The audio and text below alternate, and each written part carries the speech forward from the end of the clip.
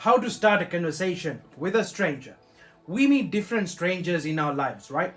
But most of the time, it can be a daunting prospect for many of us when we have this conversation with the strangers because that will be the first time that we meet. In the back of the mind, we always know you won't get a second chance to make a good first impression. So if that's the case, we may hesitate sometimes to have that conversation. Now, with my experience, I believe there are 7 steps that we can follow to make sure that we have a great, damn good conversation, which will leave a footprint about myself, about yourself in that stranger's mind. Because these strangers can be very important people in our lives because every one of us have different walks of lives, right? So it might be worth having that conversation. It's free of charge, but at the same time, leaving a great memory in someone would be one of the greatest benefits that we achieve because not many people can do that.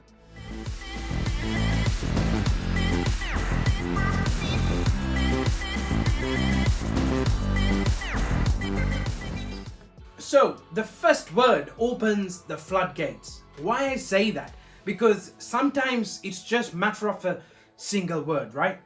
We meet different people, and in the same way that you feel, if you are hesitating to speak to them, they may have the same feeling. Think about a hypothetical scenario. There can be a new candidate who is coming to have an interview. You are seeing him for the first time. You are not going to be a part of that interview board, but still you are hesitating to speak to them because you haven't met them before. But that candidate might be a future prospect or someone who is possibly going to be hired by your company. So establishing that conversation right now will make sure that you guys are making a great start. But what we have to understand is it is always about making that first step. Someone has to take it. So in this example, I would rather say you go ahead and you take that first step. It is worth. Because once you take that first word out of your heart and speak to the stranger, there can be loads of possibilities coming out of that conversation.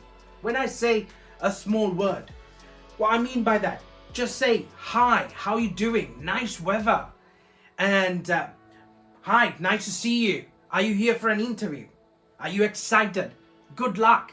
That kind of things will always open up a great conversation. But the issue is, the scientific researchers always find out when it comes to the science of conversations, people are hesitating so many times to have that first step. So don't be afraid. Take that first step and see where it takes you. Now that you can come back into a little bit of a comfort zone because you've already initiated that conversation. But still, we have to understand there are people who will just give us one answer and then they'll keep quiet. If that's the case, if you are still willing to have that conversation, there should be some trigger points that you can use. Weather, as an example, can be a great instance that we can use. When you ask about whether the topic can evolve, right? And the workplace or the city that you are looking for a job. You suddenly meet a stranger and that person is coming to an interview. Like I said, in the first scenario, in your workplace, you can ask, are you from here? Are you local? If not, if they are from a different place, then obviously you can ask more questions. When you probe these questions in a positive way, that will lead more time for this conversation. But you need to make sure that you don't ask questions which will end up with like yes or no. Instead of that, try to get more descriptive answers, open-ended questions, but not in a bad way, but in a positive way, so that the people are eased into that conversation. You make sure that they are comfortable with that conversation, even if you are a stranger. So it is up to us to facilitate, accommodate, and make them comfortable to come into that comfort zone. So make sure that you don't waste on short discussions. Instead, make sure that you ask productive, open-ended questions, giving them that space to come up with answers so that you can continue that conversation in a productive way. Are you? Me too. So that can be another great way to start and continue that conversation. Why I say that? Obviously, when people speak, They can speak their heart out. They can speak freely. They will speak freely when they feel that you are a comfortable person. So another way to bring them into that comfort zone or the common ground would be having an understanding about the me too moments. When I say me too moments, obviously the conversations each and every one of us gonna have are gonna be different. Like I said, we may talk about weather, we may talk about a city, we may talk about a restaurant that they have been in this city, or we may talk about the work history that they have done and they have got behind their belt. But at the same time, there can be some snapshots of their lifetime which can be aligned to yours. So in that way, this gives you an opportunity to come back into the conversation by having a me too moment. Oh, did you enjoy the sushi in that restaurant? I did too. People are unique, right? Because we have different walks of lives, we have different ways that we celebrate life, we have different cultures, dress styles, food styles, taboos, tattoos, so many things. But when it comes to conversations, sometimes we can be so boring because we will always use same words and same examples, same scenarios to have that conversation. But it is really important, even if that is a stranger, we understand, we measure, we size who they are.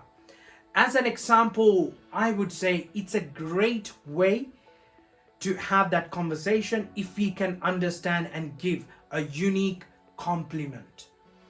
Why I say that? Because the researchers found out there are people, depending on their lifestyles, depending on their work-life balance, depending on the popularity in the society, they are immune to some great words. As an example, when it comes to the words like beautiful, gorgeous, amazing, and hardworking, and you are super rich, what's the secret behind it? That kind of things, some people are immune to them. Because think about a celebrity who's extremely famous. That person walks in to any camera, people and the fans are gonna say, you are gorgeous, you are beautiful, you are amazing. But what can you do differently that that person, that stranger will remember your conversation out of all? Be honest, if they are beautiful, just say they are beautiful. But there are ways you can say. You know one thing I've been meaning to say? Like when you smile, your eyes smiles and your ears, your hair and your face and cheeks, everything has that smile. How are you finding your new job? How are you finding your university accommodation? How are you finding Stafford? How are you finding your coffee? Would you rather have it from the coffee machine or from the cafe? These are a few questions. Why I mention this? The reason is we can always get their opinion. When you give an opportunity for people to give their opinion, they feel that the conversation is delegated. We give them some power to come into that conversation. So that's a good technique for us to use with the new starters or the strangers. But at the same time, we have to be mindful that we don't put them in a dark spot or an uncomfortable situation. As an example, let's say they are in a room full of insightful people, knowledgeable people about the subject area. On their first day, we say, hey Callum, what do you think about the climate change and the ethical code that we are using in the company? Obviously, this can be a great topic for a new starter. I wouldn't say for a stranger you use it for the first time, because if you put them in trouble with that question, you won't get a second chance to make another good impression, because it is always about that first impression. Remember that. So always try to get their opinion, but give them an opportunity to shine, not to go down. This is really important for us to understand. Listening is a great skill that we always should have.